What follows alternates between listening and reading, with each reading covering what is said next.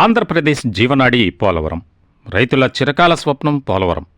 కరువు జిల్లాలను సస్యశ్యామలం చేసేందుకు పోలవరం ప్రాజెక్టు ఉపయోగపడుతుంది. రాష్ట్రంలోని పంటలకు సాగునీరందించడానికి, రాష్ట్ర ప్రజలకు తాగునీరందించడానికి ఈ ప్రాజెక్టు ఉపయోగకరం. పోలవరం పోలవరం పోలవరం. అసలు ఈ ప్రాజెక్టు పూర్తవుతుందా? ఒకవేళ పూర్తయితే ఎప్పుడు పూర్తవుతుంది? ఈ పోలవరం ప్రాజెక్టును ఎవరు పూర్తి చేస్తారు? ఈ ప్రశ్నలకు రాజకీయ నాయకులే కాదు, రాష్ట్రంలో ఎవరూ సమాధానం చెప్పలేకపోతున్నారు. 1941లో గోదావరిపై పోలవరం ప్రాజెక్టు నిర్మాణానికి సంబంధించి ప్రతిపాదనలను సిద్ధం చేసి ఒక నివేదికను రూపొందించారు.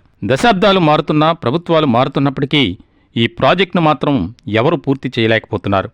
రాష్ట్ర విభజన తర్వాత ఈ పోలవరం ప్రాజెక్టు ప్రధాన అంశంగా మారిపోయింది. ఎందుకంటే ఈ ప్రాజెక్టును పూర్తి చేసి సక్రమంగా నీరు ఉపయోగించుకుంటే ఆంధ్ర, తెలంగాణలోని 24 లక్షల ఎకరాలకు సాగునీరు దొరుకుతుంది. 7 లక్షల మెట్టభూమి సాగులోకి వస్తుంది. 960 మెగావాట్ల జల విద్యుత్ ఉత్పత్తి అవుతుంది. లక్షలాది మంది రైతులకు, కూలీలకు తిండి దొరుకుతుంది. రాష్ట్రం ఏర్పడిన తర్వాత అధికారంలోకి వచ్చిన టీడీపీ 2019 నాటికి పోలవరం ప్రాజెక్టు పూర్తి చేస్తామని చెప్పారు. కానీ పూర్తి చేయలేదు. ఆ తర్వాత అధికారంలోకి వచ్చిన వైసీపీ 2021 నాటికి పూర్తి చేస్తామని చెప్పారు. కానీ అప్పుడు కూడా పూర్తి చేయలేదు. ఇప్పుడు అధికారంలోకి వచ్చిన కూటమి ప్రభుత్వం 2027 నాటికి పూర్తి చేస్తామని చెబుతుంది. పోలవరం ప్రాజెక్టు ఎత్తు మీరు తగ్గించారంటే మీరే తగ్గించారని టీడీపీ, వైసీపీ నాయకులు ఆరోపించుకుంటున్నారు.